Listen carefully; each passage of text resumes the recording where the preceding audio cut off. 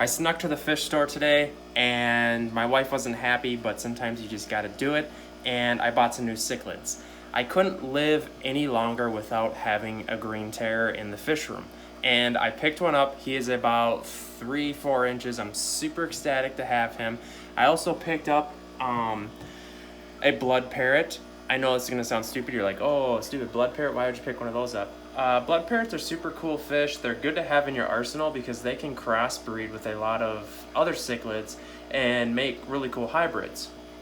I know maybe you're thinking, oh, what are you doing polluting the system with hybrids?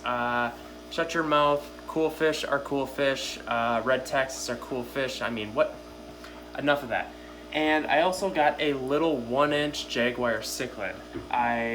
What I did was I picked up these fish specifically, the blood parrot mainly to put with the electric blue jack dempseys I got because they've been a little timid in hiding, and it's going absolutely great. I put them in this tank. They're hiding right now, and I also added a bunch of hiding spots. I put a little pipe in there, which I sell on Amazon, or I don't sell them, but I buy them on Amazon.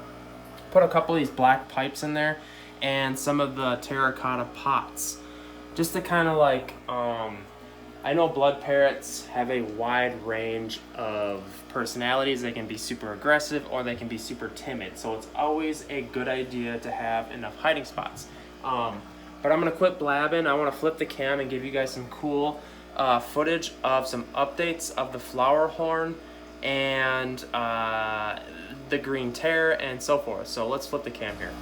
All right, so here's the 6-foot tank that I put the green terror in, and as you can see, all the fish are doing great. The severums, the acaras, I have geos in here. I'm a little worried that the severums are gonna get massive because I have a buttload of them in here, but I guess I'll figure that out when it happens. Here is the Flowerhorn. He is taking a liking to the blood parrot, and as you can see, they cleared away a bunch of the stones. So what I did was I sneaked in a piece of little slate in there just in case they want to lay eggs. I didn't have a terracotta plate. I wish I do, but I might pick one up tomorrow, but I think that slate might be enough. I'm really hoping something happens here. I'll keep you guys updated.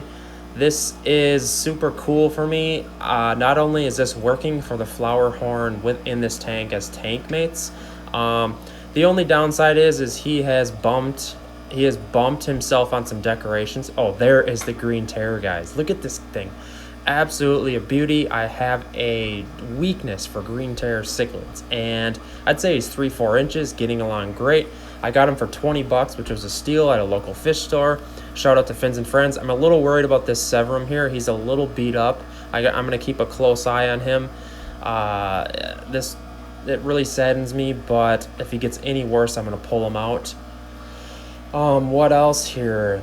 Texas cichlid looking beautiful. The acaras are looking amazing. The spotted severum, green severum. God, that green terror though, I just cannot get over it. Green terrors are such beautiful fish. The question is if it'll be what color the stripe will be on his tail. So, and here's one of I threw in some of the DIY sponge filters I've been making. Some of you guys have been bugging me to make a video. I will. But yeah, the Flowerhorn has been bumping himself on some decorations. I had to remove some of the sharper ones.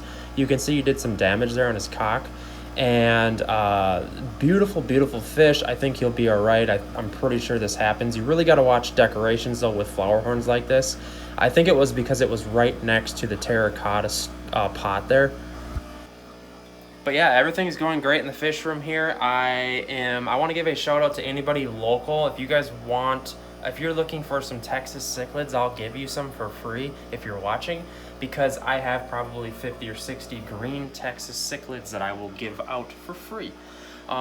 Maybe the fish stores won't like that, but I really like giving local fish keepers a deal on fish, because if I can maybe get someone else addicted to fish keeping, I absolutely adore that. So what else, guys? Updates. I'm getting closer to moving in some bigger tanks. I'm really excited to get that old school 150 on the wall over there and that acrylic 160. I'm doing a tank change here and a bunch of the green Texas cichlids. That's probably more than enough. I try to never do more than 50%, but these are Texas cichlids and they're probably one of the toughest cichlids on the planet. But still, that's about what I'm gonna do. That's about a 60% water change. I don't advise that. I would do 50% in all your tanks, unless they're super tough fish like those guys are. What else? The Flowerhorn, guys. This tank is just such a beauty, and I finally have a Flowerhorn in my hands again.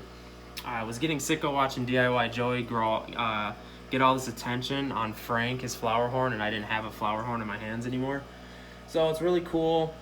Hopefully someone doesn't offer me a good amount of money to where I have to sell it. But at the end of the day, these oh, here's a cool geo. Guys, I'm really into geos, and I will be soon doing a video series devoted to geos. It's just gonna take a lot of work because geos, geo cichlids, there's a bunch of different kinds, and they're just awesome, exquisite fish, and I want to just do them up really cool. So, all right, guys, I'm gonna quit blabbing. That's the update on the Flowerhorn tank mates. It's going very well for me. It is possible. That just shows you it's possible to have tank mates with Flowerhorns. So, all right. Whoop.